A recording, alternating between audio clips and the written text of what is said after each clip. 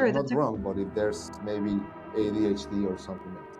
it's a great question because many times RSD symptoms will look like bad behavior. It will look like having meltdowns, being defiant, like kind of being bad, like being dramatic, making a big deal over things, when really it's rejection sensitivity dysphoria. It's very painful for the child.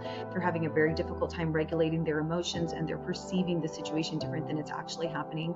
So I think if your child's having excessive meltdowns or seems very sensitive, if they're struggling well in school, if they're struggling in their social situations, because many times ADHDers will be too much in people's faces if they're talking a lot, or they're talking about themselves a lot because, just because it's like what ADHDers do. They're all about emotions and dopamine, that they don't always have the best social situations. They can be a little bit too much. Also, like I said, struggling in school. It could be also sometimes ADHDers will display signs of sadness because they're feeling rejected, or they're also comparing themselves a lot. They're noticing that they're not invited, or they aren't doing as well, or the teacher isn't noticing them as much, and they'll take that much more personally. ADHDers, it's like when they're up, they're up. When they're down, they're down. So they're doing this a lot, just extremely sensitive. But if you're also getting reports back at school that they're having a hard time focusing, they're fidgeting, they're interrupting, they're talking too much, they're the class clown, those are all signs that they could be a candidate for ADHD. And then I would say also just looking at their basic sleep patterns. If they're having trouble sleeping, if they're having problems following through. You have some really good kids that aren't hyper, but they forget to clean their room. They forget to put the thing away that their mom asked them to.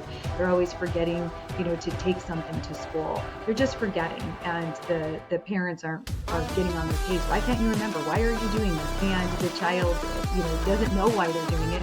They just have ADHD. They're not doing it to be bad. It's just happening.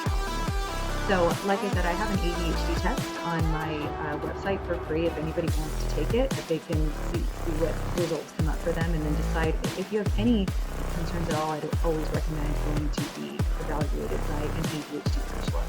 And I want to put out there, definitely not pediatricians, but even psychiatrists specialize in ADHD. So finding someone that really does specialize in ADHD and neurodivergence. It looks like I may have lost you, so I just want to say thank you so much for having me on here today, and happy to come back and talk about anything else that you'd like. Okay, great. Yeah, I just continued going, but anytime I'm happy to send you any resources that you would like. I have a free webinar on RSD, any literature I can send you. I'm always happy to be here and help however I can. Yes, Jerry, thank you so much. Please don't disconnect yet. Thank you so much, everyone, for joining the podcast. I'm sorry we had some internet issues, but thank you so much for everyone for joining the podcast. If you like it, please like, share, and subscribe. And Jerry, thank you so much for joining us today. And please, if you have an issue, please go to a doctor, look for a professional. Don't just keep it to yourself. Go to a psychologist, psychiatrist, life coach, ADHD coach.